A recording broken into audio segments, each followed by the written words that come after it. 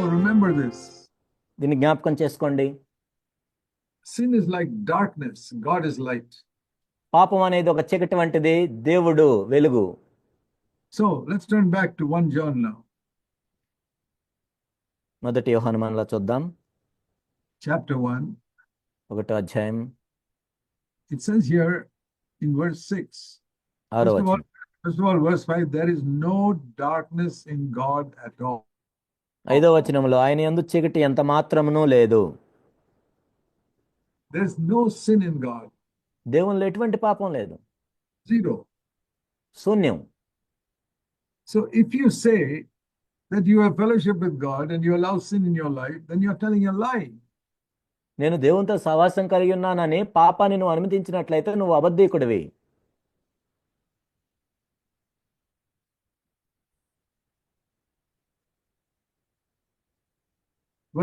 It says that in verse 6. 6వ వచనంలో చెప్పబడింది. You're walking in darkness and you're telling a lie. నువ్వేమో చీకట్లో నడుస్తున్నావు కానీ పాపం చేస్తున్నావు, అబద్ధం చెప్తున్నావు. Not practicing the truth. సత్యాన్ని జరిగించట్లేదు. So what should we do when we fall into sin? కాబట్టి మనం పాపంలో పడిపోయినప్పుడు ఏం చేయాలి? In our thoughts, మన తలంపుల్లో, in our words, మన మాటల్లో, in our actions, మన క్రియల్లో, or in the attitude we have towards somebody. ఇతరుల మనం కలిగిన వైఖరిలో, we have some wrong attitude. మనం ఏదైనా తప్పుడు వైఖరిని కలిగి ఉన్నప్పుడు, in any way in these areas, ఈ విషయాల్లో మనం ఆ విధంగా ఉన్నప్పుడు what should we do? మనం ఏం చేయాలి? Here it says we must immediately come into the light. మనం వెంటనే వెలుగులోనికి రావాలి. Verse 7. 7వ వచనం. Walk in the light. వెలుగులో నడుచుకోవాలి. Walk in the light means to be honest about what we have done wrong. వెలుగులో నడుచుకోవటం అంటే మనం ఏదైతే తప్పు చేశామో ఆ విషయంలో యథార్థంగా ఒప్పుకోవటం. What it says in verse 7, read it carefully. 7వ వచనం జాగ్రత్తగా చదవండి. If we walk in the light as God is in the light, we can have fellowship with him. The blood of Jesus cleanses us from all sin. అయితే ఆయన వెలుగులో ఉన్న ప్రకారం మనము వెలుగులో నడిచిన యెడల మనం అన్యోన్య సహవాసం గలవారమైను. అప్పుడు ఆయన కుమారుడైన యేసు రక్తము ప్రతి పాపము నుండి మనల్ని పవిత్రులుగా చేయును. I want to make the Christian life very simple for you today. కాబట్టి క్రైస్తవ జీవితం ఎంతో సులభమైందని మీకు నేను చెప్తాను ఈరోజు. It's no use calling yourself a Christian if you don't deal with sin in your life. నీ జీవితంలో పాపం విషయంలో నువ్వు వ్యవహరించకుండా నేను క్రైస్తవుడిని అని చెప్పుకున్నంత మాత్రం లాభం లేదు. You don't become a Christian just by coming to church and singing a lot of songs and attending the meetings. ఏదో సంఘానికి వచ్చి మీటింగ్లకు వచ్చి అనేక పాటలు పాడితే నువ్వేం క్రైస్తవుడు కాలేవు. You can be a very good Christian even if you never come to a meeting, provided you deal with sin in your life. నీ జీవితంలో నువ్వు పాపం పట్ల తీవ్రంగా ఉండి నువ్వు మీటింగ్కి రాపోయినా కానీ నువ్వు మంచి క్రైస్తవుడిగా ఉండగలవు.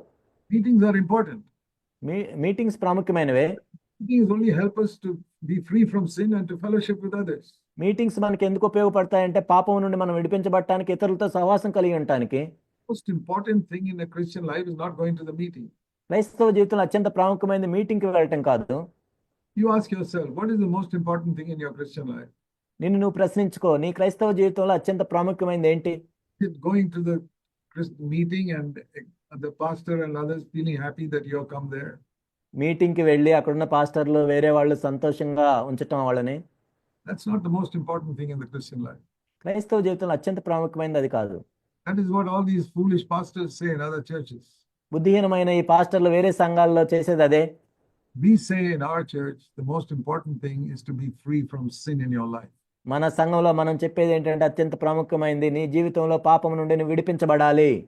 Not how many meetings you come in a month. నెలకి ఎన్ని మీటింగులు జరుగుతాయి, ఎన్ని మీటింగ్కి నువ్వు వస్తావు అన్నది కాదు. Oh, here it says in verse 7, very important verse. 7వ వచనం అత్యంత ప్రాముఖ్యమైనది.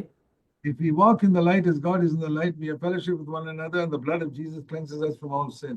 ఆయన వెలుగులో ఉన్న ప్రకారం మనం వెలుగులో నడిచిన యెడల అన్యోన్య సహవాస గలవారమైనము. యేసు రక్తం ప్రతి పాపం నుండి మనల్ని పవిత్రులుగా చేయును.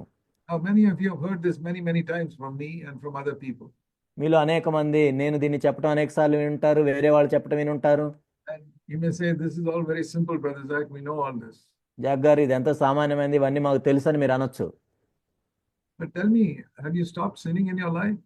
మరి చెప్పండి, అయితే మరి పాపం చేయకుండా ఉన్నారా మీ జీవితంలో?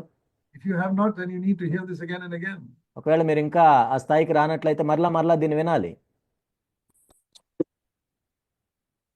Yeah, if you have not stopped sinning, you got to hear this again and again. కాబట్టి ఏదైనా పాపం ఉన్నప్పుడు మరలా మరలా మనం దీన్ని చదవాలి మరి. So let's read it. If we walk in the light as God is in the light, we have fellowship with one another, and the blood of Jesus, his son, cleanses us from all sin.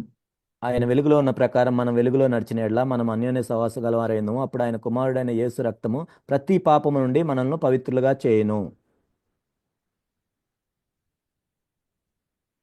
What are we to do to have fellowship with God? దేవునితో సహవాసం కలిగి ఉండాలంటే ఏం చేయాలి మనం? We are to walk in the light as God is in the light. ఆయన వెలుగులోనున్న ప్రకారం మనము కూడా వెలుగులో నడవాలి. That is what we need to do. అదే మనం చేయాలి. What does it mean to walk in the light? వెలుగులో నడవటం అంటే ఏంటి? It means to, first of all, let me tell you, it just means to be absolutely honest. అంటే దీని అర్థం ఏంటంటే యథార్థంగా ఉండటం, నిజాయితీగా ఉండటం.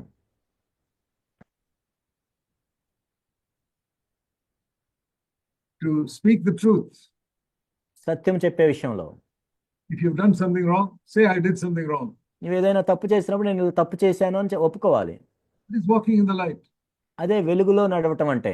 Walking in the light does not mean you're living a perfect life. వెలుగులో నడవటం అంటే నువ్వేదో పరిపూర్ణమైన జీవితం జీవిస్తున్నావు అన్నది కాదు. No. లేదు. It means that you're being absolutely honest. అంటే నువ్వు యథార్థంగా ఉన్నావు అని చెప్పటం. So the first thing God requires from all of us is not perfection but honesty. మనలో ప్రతి ఒక్క నుంచి దేవుడు కోరుకునేది ఏంటంటే మనం పరిపూర్ణంగా ఉన్నామా లేదా అనేది కాదు, కానీ యథార్థంగా ఉన్నామా, నిజాయితీగా ఉన్నామా లేదా. When I understood this truth, it set me free from many problems I had. నేను ఈ సత్యాన్ని అర్థం చేసుకున్నప్పుడు నాకున్న అనేక సమస్యలు తొలగిపోయాయి. That God does not want me to be perfect first, he wants me to be honest. నేను పరిపూర్ణంగా ఉండాలని మొట్టమొదటి దేవుడు కోరుకోవట్లేదు, కానీ నేను యథార్థంగా ఉండాలని మాత్రమే దేవుడు కోరుకుంటున్నాడు. We think that is easy. అది సులభమని మనం అనుకోవచ్చు. It's not easy. అది అంత సులభమేం కాదు. Because when we do something wrong, our immediate tendency is to cover it up and hide it. నువ్వు ఏదైనా ఒక తప్పు చేసినప్పుడు వెంటనే మనకేమనిపిస్తుంది అంటే దాన్ని దాచిపెట్టాలి అని ఉంటుంది. You examine your life, all of you, even some of you who think you're very spiritual, examine your life. మీరెంతో ఆత్మీయులని మీరు అనుకుంటున్నారు కొంతమంది, మీ జీవితాలను పరీక్షించుకోండి, ఇది నిజమో కాదు. When you know you've done something seriously wrong, ఒకటి తీవ్రమైన తప్పు నువ్వు చేశావు అని అనుకున్నప్పుడు what is your first temptation? మొట్టమొదటి శోధన ఏమొస్తుంది నీకు? Someone cover it up so that nobody sees it. మొత్తానికి ఏదో ఒక విధంగా దాన్ని కప్పివేద్దాం ఎవరికి చూడకుండా. Even in the office, in your factory, you did something wrong and something got spoiled. ఆఫీస్లో అయినా ఫ్యాక్టరీలో అయినా నువ్వు ఏదైనా తప్పు చేసినప్పుడు, ఏదైనా పాడైనప్పుడు You want to hide it. దాన్ని దాచిపెట్టాలనే కోరుకుంటావు. When you come to God, God says, don't try to hide it because I can see everything in your life. కానీ నువ్వు దేవుని దగ్గరికి వచ్చినప్పుడు దేవుడు ఏం చెప్తున్నాడు అంటే, నువ్వు నా దగ్గర దాచిపెట్టాల్సిన అవసరం లేదు, నేను సమస్తమును చూడగలను. I don't mind spending this whole 1 hour just telling you to be absolutely honest in your life. మీ జీవితంలో యథార్థంగా ఉండాలి అని నేను ఈ గంట సేపు చెప్పగలను మీకు నేను. Because I find that many Christians don't learn this first lesson, and that is why they don't grow in the Christian life. ఎందుకంటే అనేక మంది క్రైస్తవులు ఈ మొట్టమొదటి పాఠాన్ని నేర్చుకోలేదు కాబట్టి వాళ్ళ క్రైస్తవ జీవితాల్లో వాళ్ళు ఎదగట్లేదు. So I want to set you free from all bondage. కాబట్టి బంధకాలన్నిటి నుండి మిమ్మల్ని నేను విడిపించాలని కోరుకుంటున్నాను. Start with this. దీంతో ప్రారంభించండి. Say, Lord, from today onwards, I will never hide anything from you. ఓ ప్రభువా, ఈ రోజు నుండి మీ దగ్గర నేను ఏది దాచిపెట్టను ప్రభువా. I may hide things from people. ప్రజల దగ్గర నుంచి నేను దాచిపెట్టొచ్చు. I don't have to confess my sins to people. నా పాపాలను వెళ్ళి వేరే వాళ్ళకి నేను ఒప్పుకోవాల్సిన అవసరం లేదు. Lord, I will never hide anything from you. కానీ నీ దగ్గర నుంచి నేను ఏది దాచిపెట్టను ప్రభువా. I will not pretend I've not done anything wrong. నేనేం తప్పు చేయలేదు అన్నట్టు నటించను నేను. And second thing, I will not delay. Immediately I will do something about it. రెండోది, నేను దాని గురించి ఆలస్యం చేయను, వెంటనే దాని గురించి ఏదో ఒకటి చేస్తాను.